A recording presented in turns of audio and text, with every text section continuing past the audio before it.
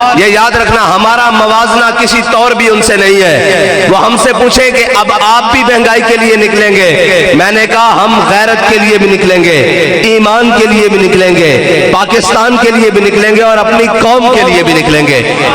اس کی وجہ یہ ہے کہ بھائی جب بھی ناموس رسالت کی بات آئی سب سے پہلے کس نے آواز اٹھائی؟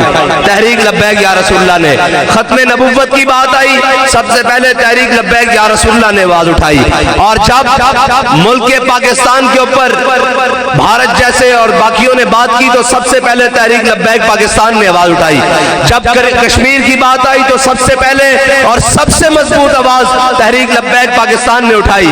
اور جب قوم کی باری آئی تو جو نکلے تھے باہر آزادی کی جنگ لڑنے کے لیے، اور پھر ایک اور آئے ہیں ہم پر مسلط ہوئے ہیں، کہتے ہیں ہم اپنے کپڑے بیچ کر قوم کو جناب روٹی فراہم کریں گے اور قوم کو سہولت دیں گے۔ وہ قوم کے بچے ہوئے جناب لتڑے اور بچے ہوئے ٹاکیاں اور بچے ہوئے کپڑے بھی اتارنے پر مجبور ہیں۔ تو پھر ہم نے جب سب کو دیکھا، ایک وزیر اعظم کہتے تھے ایک ووٹ کو عزت دو، وہ گھر چلے گئے بھتیجے کو جناب بھائی کو وزیر اعظم بنوا کر، دوسرا جناب بخت کے تخت سے یک لخت اتارا ہوا شخص، تم نے کبھی دیکھا ہے جیت کے ہارا ہوا شخص۔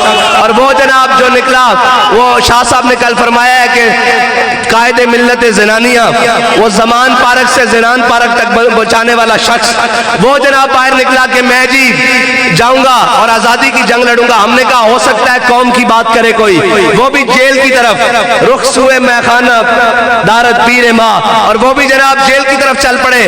تو پھر آپ کو پتا ہے رہتے تو ہم ہی ہیں۔ اور یہ یاد رکھنا اگر دین کی پناہ حسین ہے اور قوم کی پناہ دین ہے۔